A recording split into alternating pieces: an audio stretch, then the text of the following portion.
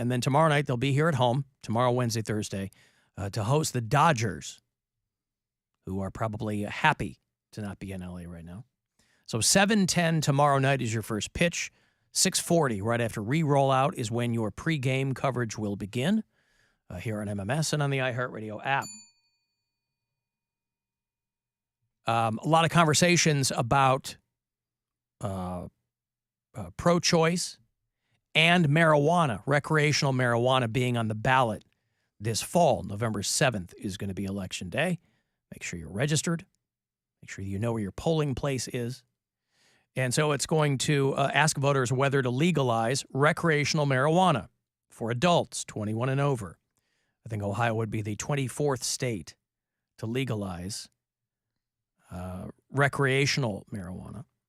And what you'll see, though, in the wake of that are groups popping up to protect Ohioans, to protect grown adults, I guess. Anti-pot groups opposing recreational marijuana becoming legal to the tune of dozens of millions of dollars in revenue, by the way. And so if you're opposing those measures, then your group is also opposing that tax revenue. Protect Ohio workers and families are the, I guess they're protecting you from the devil's lettuce. I don't know. But all these organizations that are promoting wildly, let's call it what it is, wildly unpopular policies, right? Freedom of choice on the part of women and their bodies, marijuana, those things are nationally very, very popular. And so people who are working against those can't just call it that. They've got to couch it in protect our Constitution, which, of course, issue 1 had nothing to do with the Constitution. Protect our kids, And so these groups want to protect you from marijuana, I guess. And for a long time, these organizations have couched themselves along the lines of, what about kids? And it's marijuana is just today's big tobacco, getting it rich at the expense of our kids. It's like big, long word salads that nobody can really figure out what they're talking about. And again, there are, it's not just people clutching their pearls. There are people in the medical profession who are against these kinds of ballot measures. But you don't have to dig too deeply to find out where a lot of these organizations are rooted. So they're like the Center for Christian Virtue with, again, all due respect, that's got nothing to do with marijuana. I guess I just don't understand how it can still have a stigma and alcohol doesn't. That's what I can't wrap my mind around. Well, because buy into what they want to buy into. Yeah, and it's also, it's a generational thing, too, I think. I was reading a thing about how Gen Z are not really into drinking that much. Right? I think a lot of people it's tapering off, not just Gen Z. A lot of my friends are opting for NA beers and things like that at parties or, you go to a cookout and people are like, if I just want to have 2 beers for the taste of it because I like it, I'll have 2 NAs or whatever. Well, and conversely, you'll also read another thing that says that post-pandemic, binge drinking and that's way up with adults. So it's kind of hard to really zero in on exactly what's happening. And so, of course, people who are against recreational marijuana measures are like, it's a gateway drug and it's addictive. Marijuana is not addictive, not physically. Puts Ohioans at risk and blah, blah, blah. Now, it's a gateway drug to go to a Fish concert. There are all kinds, make no mistake, obviously, there are all kinds of issues that deserve a conversation about legal weed, right? It's not completely innocuous. It's a drug, yeah. But the whole Christian virtue thing, I mean, as much as some people want it to be the 1940s, it's not. So reefer madness, they keep trudging it up. Just different permutations of reefer madness. But again, as far as the voters go, these are very popular policies.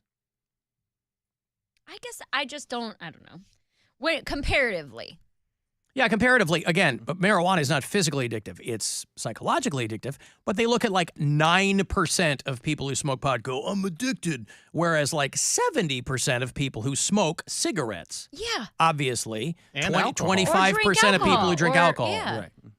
I don't know. To me, it just seems like why is this the one? Why is this the thing that you want to throw all of your Because I think efforts it's at? because I think Money. it's been a thing for so long that you can still push some people's buttons with that stuff. And again, that's not to say that there shouldn't be some kind of debate on it, but it's the couching these organizations in something that has nothing to do with that conversation. Christian virtue, and it's gonna now. If you want to talk about like what is the effect of cities and states that legalize marijuana in all its forms, what effect does that have on air quality? That's a conversation that can be had. Okay, there's a because- direct cause and effect relationship potentially with that. So if you go, we have concerns about the air quality. But they don't. These are the same people who don't believe in climate change. Well, no. I'm saying there are organizations that probably do have a good faith conversation to be had about air quality. Is there a connection? At the very least, asking that question.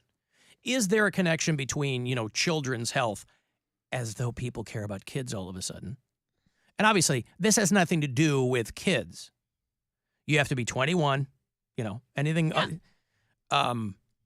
But you would have, just like you have kids in homes of alcoholics, you would have children in the homes of, again, we joke about it, but it Okay, is but- true. Walking around, everything smells like weed now. Or even And that. it's not hard to get. So If that's the argument that if it's legal, it'll be in homes and it'll have greater access to children, then what about the guns?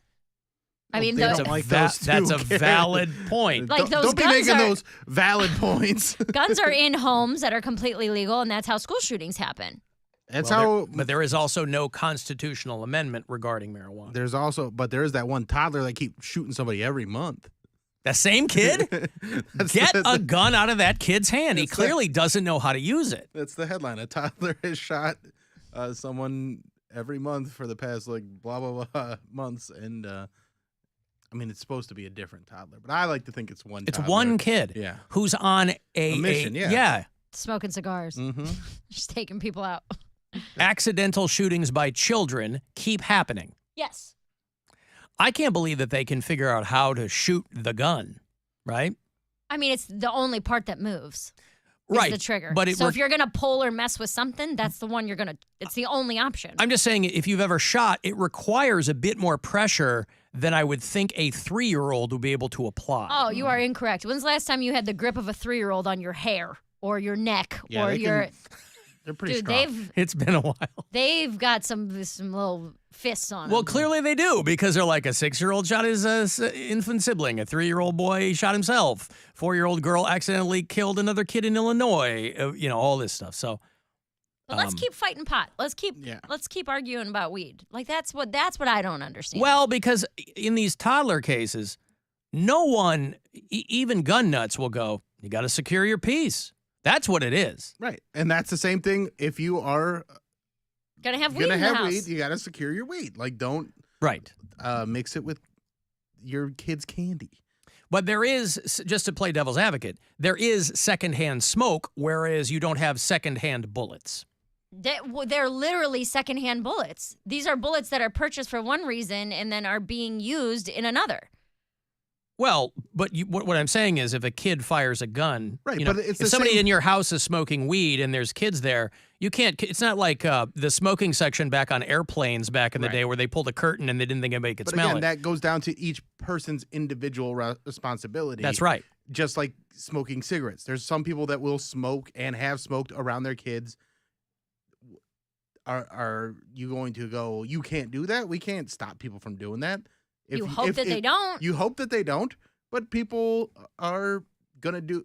And also, if someone's going to smoke weed around their kids, they're going to do it whether it's recreational or not. That's right. Whether it's legal or Yes, not, if so- that's your mindset, you're already doing it. Smoke weed every day. Post-pandemic, binge drinking and marijuana use reached record highs in middle-aged adults. It's the first time they had to stay home with their wives. Hey, am I right? Yeah. Hey, Amazon, they be shopping. Hey, Bitches be shopping. There's ladies. You know I don't like the B word. I don't care for the B word. But it just seems fake to me. It seems like virtue signaling isn't the right word, but it's like, why this? Of all the sure, marijuana comes with its problems. I fully understand that, but a lot of other things come with a lot of bigger problems. Yeah. That you are in favor for. Well, a lot of this is lobbying too. Well, and that's the thing. Well, liquor lobbying. companies and beer companies have millions and millions of dollars in lobbying money that they can throw at something. And that's what it really comes down to is it's the liquor and beer companies going, we don't like competing with weed because it makes people use our product less. Now, next year, I hope we are on the Captain Fun's Floating Fandango brought to you by marijuana. Hi, everybody. Brought to you by marijuana. Yeah. Do you like marijuana? No, but I mean, it's, and again, I don't know if increased marijuana legalization leads to diminished drinking. I don't know if that's the case. From personal experience, only talking for me, yep. On days when I did not want to drink as much, if I were going out, I would smoke or eat an edible first, because then I would only have a beer or two, because I already got I was already high. I already had the feeling I was wanting to achieve by drinking. Mm-hmm. So very, very rarely was I doing both.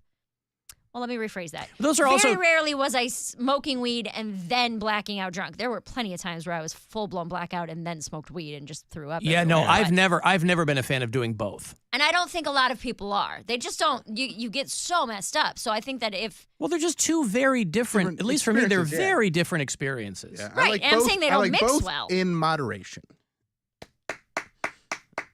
Bill Squire at Go Bananas in Cincinnati. That's right. That's going to be... Who is this? Hello. September 7th through 11th. Hey, my name's Grant. I'm just calling. Want to chime in on the weed discussion. Yeah. Yes, sir. Yeah, no, it's just, I used to be against the legalization of weed, due to all that propaganda. Now that I started taking it last year, and that stuff has just helped me so much. Like, my anxiety is down, and I just find I can't see it in any other light now. It's just amazing how arrogant a lot of these people who are against weed are. Well, they that's fail to understand the good benefits. And that's true of anything like this. What started turning the tide on weed was about 15 years ago when everybody's grandparents started smoking weed for their glaucoma. Yeah. And those people vote. So little by little, you started to see the tide turn in this. There was a video going around, I don't know how old it is, but it's really made the rounds over the past couple of days of this Parkinson's patient who smokes weed for the first time, and he's very shaky. Yeah, I've seen that. Have you seen that? He's deep in the throes of his Parkinson's, and he's shaking, and they cut to a few minutes later, the guy's sitting on the couch, he can talk, so it's not a panacea, but I mean, there's things like that where people go, like you, Grant, people go, man, this has improved my life immeasurably. But counterpoint, Grant, you smoke weed now and you listen to this show, so yeah.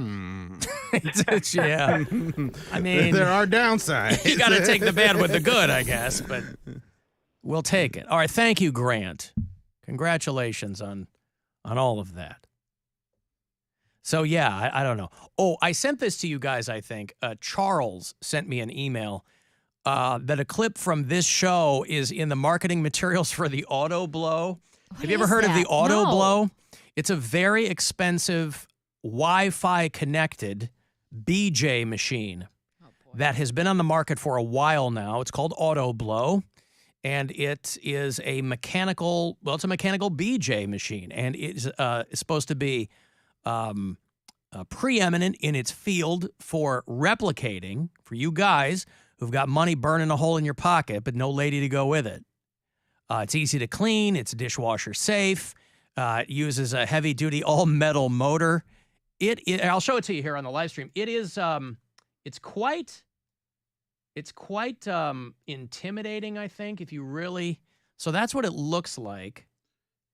And it's, they have a version on the website that shows like it in action, and yeah, there you go. It's kind of terrifying. Well, yeah, I mean, you want to put yourself into that and then hope it works. It's got all these Listen, I'm an experimental man. You so, can control yes. your grip, connect to Wi-Fi to Mhm. enable countless hours of enjoyment.